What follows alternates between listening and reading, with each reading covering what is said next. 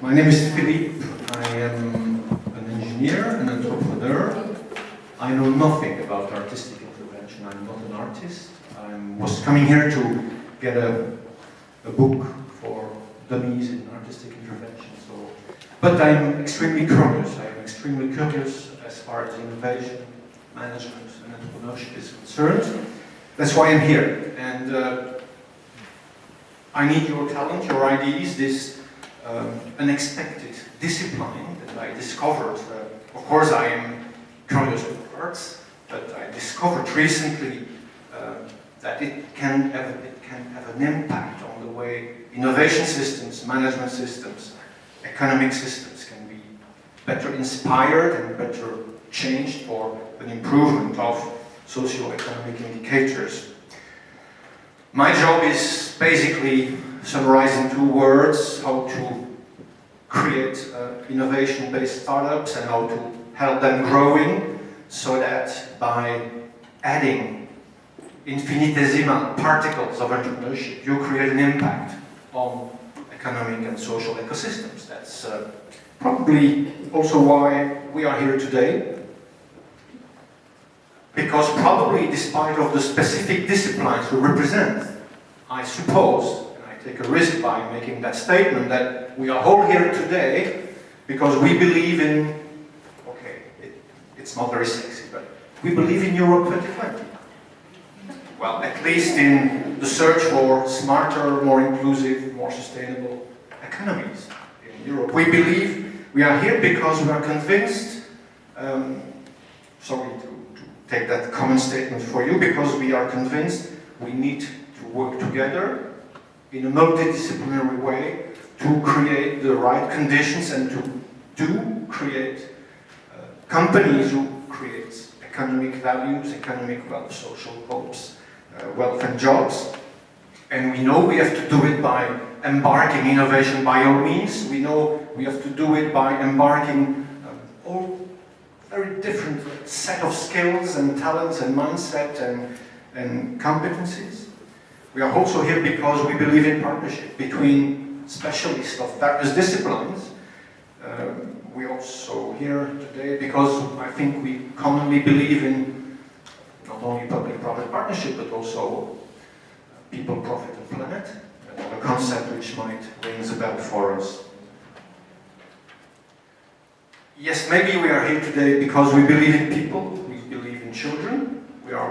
And I have not seen a lot of policymakers and doers and entrepreneurs and innovators having a prospective thinking, which is above 3, 5, 7 years. By the way, this is the programming period for Commission officials. It's 7 years max.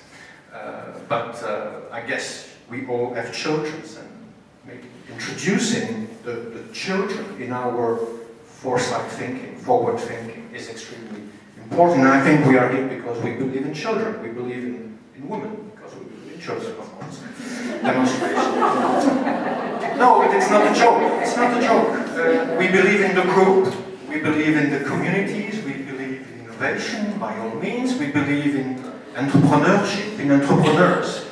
I guess you believe in entrepreneurs. You know those guys whose main fixed idea is to make money quite quickly.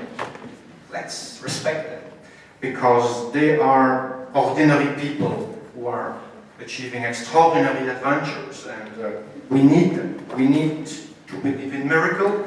We believe in happiness. By the way, tomorrow is, as you know, the International Day for Happiness, United Nations. So we believe in happiness. We believe in you as individuals, but also as networked individuals, because without making political philosophies, individuals, okay, who are you? What do you know? We are almost individually nothing. We know very little. By the way, it leads me to the reason why thinking about a new network, another network, come on. There are probably 2,000 networks in Brussels. You need another, but it's a good idea, because fundamentally the network mode is a response to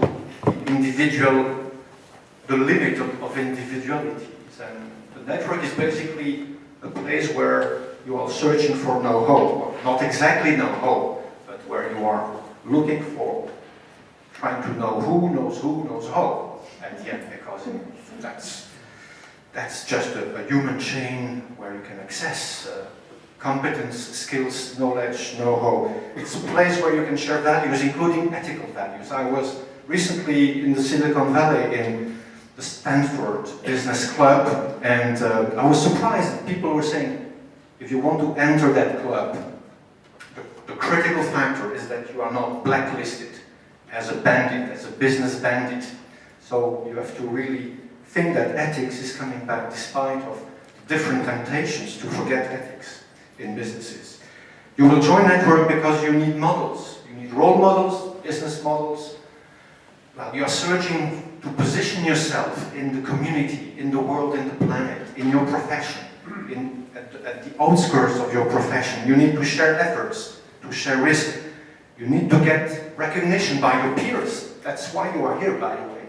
By your peers, but also the network can help you getting recognition by the outside world, outside of the peer-to-peer community.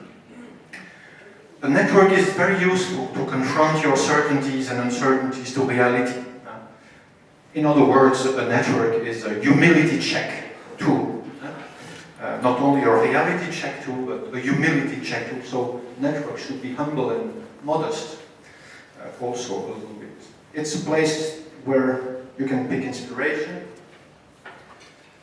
A few critical success factors, and I finish with this for the network. And I wish your network will have a long life, and just a few very pragmatic factors that I picked in my own experience of managing a network during 15 years with a lot of ups, a lot of downs, believe me.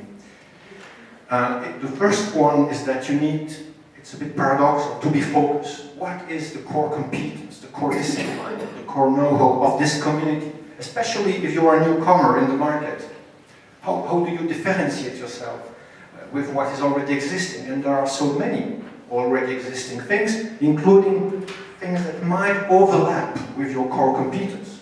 So differentiate yourself there, but in the same time, don't build another closed, idiot, ring-fenced federation, corporative federation, because it would be completely at the opposite of the value you cultivate in mingling, in mixing the different skills of the innovation ecosystem.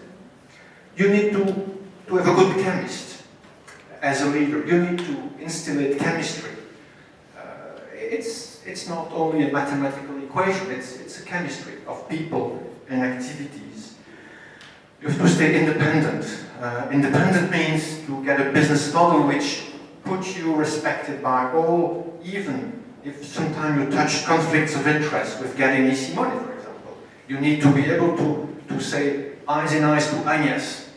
Well, come on, this program is bullshit. We don't believe in it, you have to change it, Mr. Hubert. No.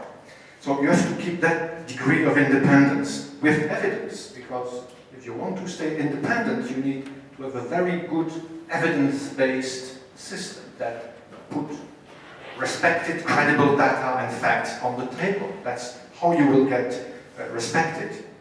You need also to be scaled at the right scale. Okay, now, what does it mean? It's a question of money sometimes, but I don't personally believe in virtual networks, in nanoscopic networks with zero resources. You need to put resources, and the constituents of the network has to be confronted with what they want. If they want a networked organization, they need to put resources in it. Otherwise, it will not work. It will be an excitation during a few months, a few years, but you will have no impact. You need to have democracy in the network. I've seen network where the president of the association is president since 25 years. By the way, it's time for me to leave my network, and also the management should be changed from time to time. But this democracy, the governance is absolutely essential. And last but not least, I heard comments about strategic positioning, lobbying, etc., etc. I think, of course, the network should have a vision, should be connected upstream to policymakers, etc., etc. But if you have only non-operational, non-pragmatic policy discussions, you will not get the right movers and shakers on board, and you need a good balance between a network with a network in action, with operational player, very pragmatic downstream doers. Yes, just keep a few thinkers inside. It might be useful to be respected by policymakers, to be able to provide a few foresight thinking and a few powerful values, but yes, keep that very well balanced.